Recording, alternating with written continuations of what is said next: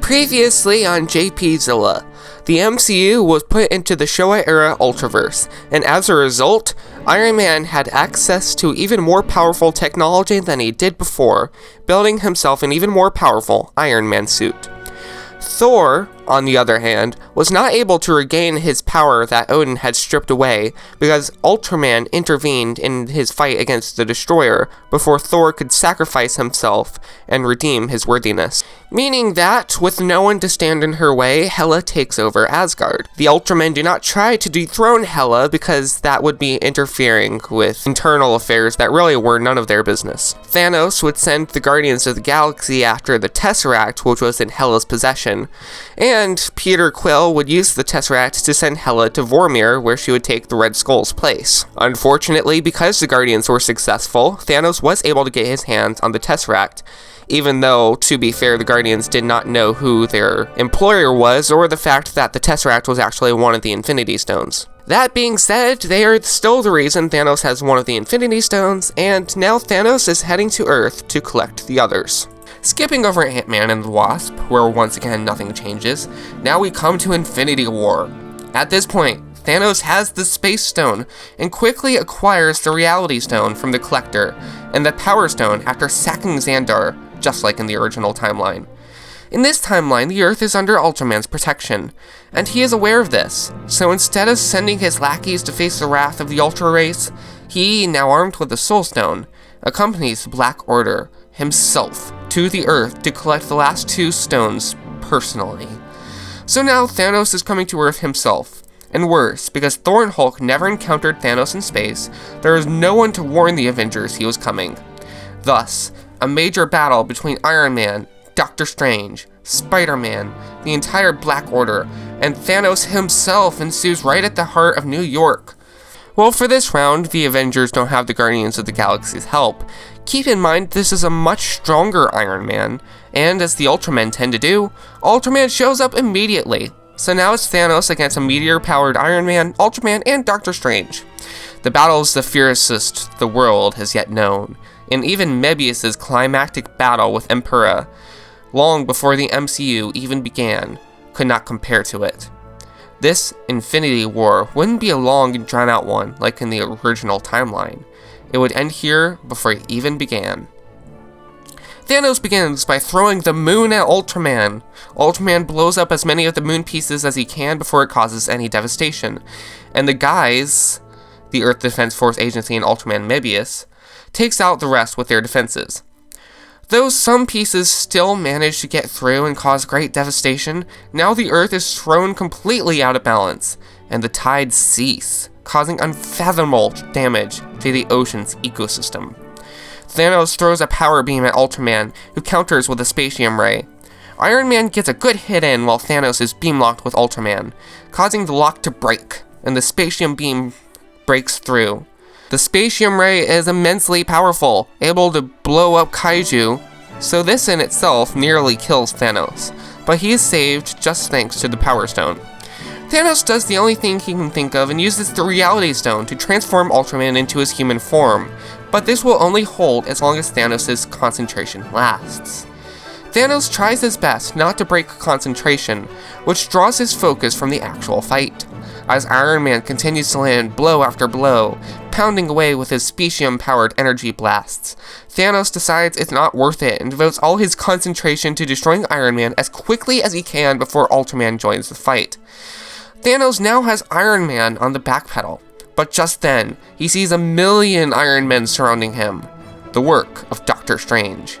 He leaps at one on impulse, knowing that if he guesses wrong, it would cost him the precious time he needs to thin the herd of superheroes and gain the upper hand.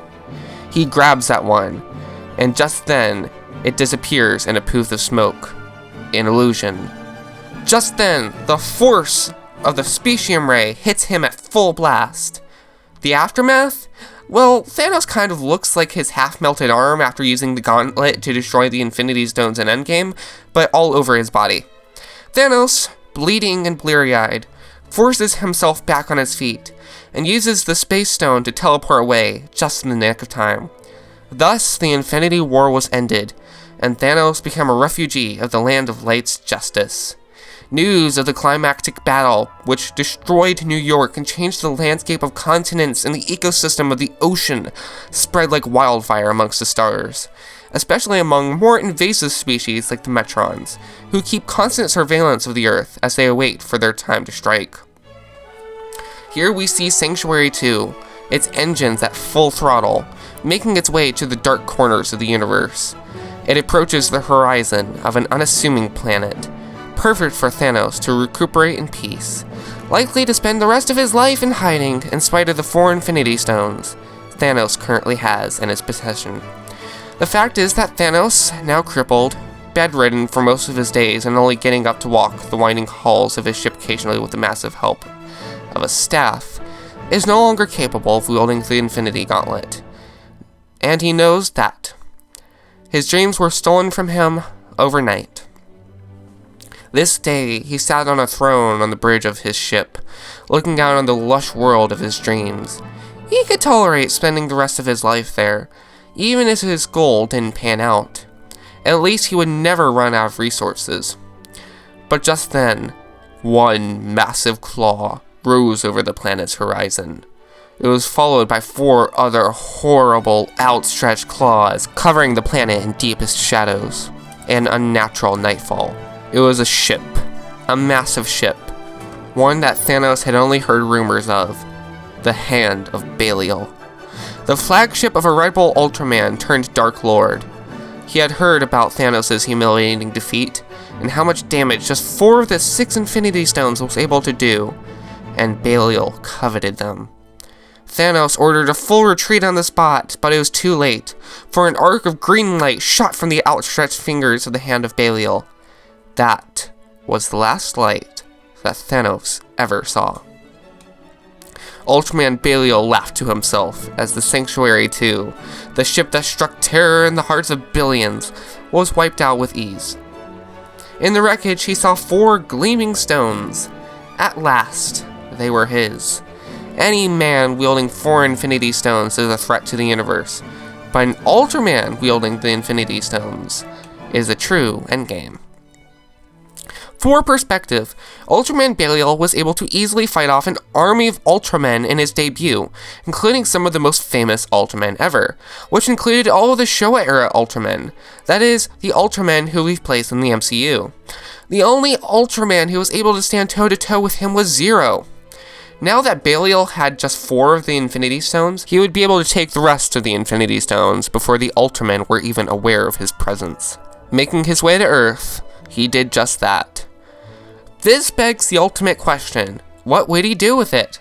The first thing he would do is to exact his revenge on the Land of Light by destroying it and all the Ultramen in the universe outright. Unlike Thanos, using the stones doesn't even damage Belial, and so he is able to do as much as he likes. What he would do with the stones after that is unclear, but the outcome is, he would rule. How his rule would play out is unknown to me, but every galaxy, every peoples, would be subject to him and to his iron will. Soon, he would look toward expanding his reign to other universes, which he is well aware of and is easily able to traverse between. As I understand it, Infinity Stones don't work outside of their respective universe, so Belial would likely just build a massive fleet and a kaiju army. He would then use the stones one last time before departing to turn himself into an immortal, invulnerable God King. Something like a cross between Arch-Belial and Belial Atrocious on Infinity steroids. If he was capable of destroying the Ultraman now, he is even more than capable with the Infinity Stones. And even Zero wouldn't stand a chance. Jeed, a clone of Belial made to fit into one of his schemes, would never be born because Belial wouldn't need him, and so Jeed would never rise to challenge this Belial, even if he could. And so the curtain falls on the battle between dark and light. Yet even under the curtain of oppressive night, where the eye of the enemy sees all, and all is as his thought deems it should be, a glimmer of hope appears in the midst of the gloom. For while Belial, addicted to the taste of conquest, goes off in search of realities to subjugate, the Infinity Stones lie upon an empty throne. Though there be centuries of cold, mechanical thought, and nameless things of untold horror to guard the precious heart of the King of Darkness, Some may dare to hope against hope that the ultimate heist may finally be accomplished, to steal back hope for the hopeless. Scott Lang hadn't considered himself a thief until that first heist, when he robbed from the men robbing the world. But if that was what he had to become, then it was what he would do, for his daughter. So as he prepared to face off against Goliaths, he holstered his gun, his stone, and hoped that the giants would be too big to notice something so small. Well, what did you think of that?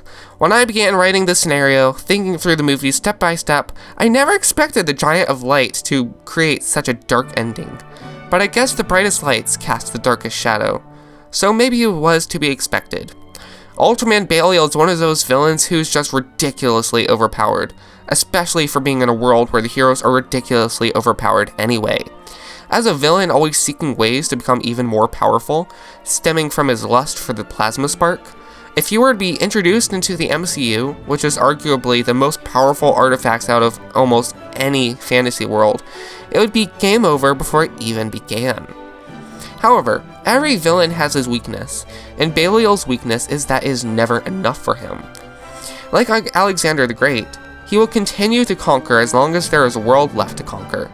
But while the cat's away, the ants will play. That's my thoughts on the matter, but please let me know your thoughts in the comments down below. And if you liked this crossover, please give it a like and subscribe to the JPzilla for more like this, including my What If Godzilla was in the MCU video. I'll give you a hint, it ends a lot better than this scenario does. Until next time, this has been JPzilla.